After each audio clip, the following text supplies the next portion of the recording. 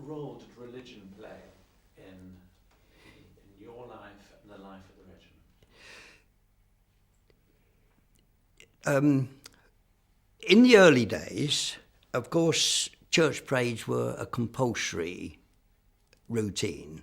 There was no choice about that, depending on what denomination you were. So you attended a church according to the church parades as and when they were ordered. And that was nearly every week on a Sunday. That was part of the routine. Church parade, and you prayed in the normal ceremonial manner and then marched to church. Church of England people, that would be the main parade, of course. We always used to feel a little jealous of people like the Roman Catholics because they didn't have to pray, but so long as they went along to Mass, whatever particular church they went to. Now, I was brought up to a certain extent, not to be religious, but I believed. I went to Sunday school like most normal children did. So religion to me wasn't something that I didn't believe in. So the church parade was, for church, was accepted as far as I was concerned. Most soldiers, they didn't, not to my knowledge, they didn't grumble, except that it was a parade they could have done without on Sunday or something like that. And off to church we went. What about the role of the sort of the chaplain or the padre in places like North Africa? In North Africa, we had several very good padres, and how can I best explain this?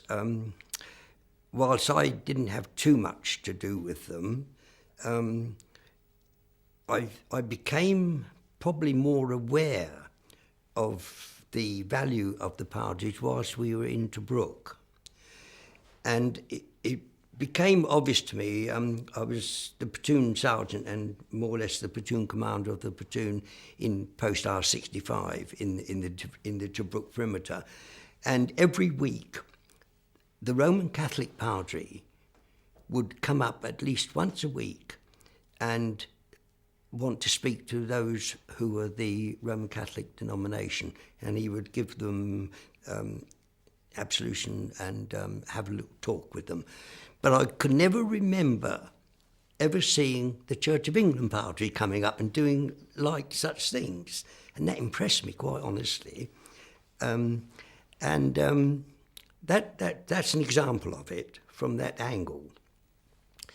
When we were in Ceylon, I was fortunate in having a very good sergeant major, so we made a habit of going to church, not regularly, but there was the facilities to go, and we used to go along to the Church of England church and sort of pay one's sort of religious duties in that manner.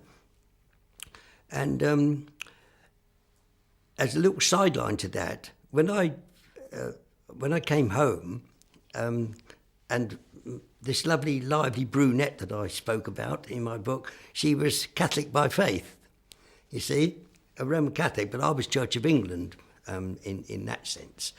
But my mind went back to the efforts made by the RC Padre at that time. And then working up to the present day, or when I got married, there was always, of course, a thought that when children come along, what faith are you going to bring them up in? And my approach to that was there's going to be no arguments about this. I remember the past and I thought, I will convert to Roman Catholic faith, which I did. And we had no bother. And as I say, I'm still now, as I say, a Catholic, albeit not a very good one.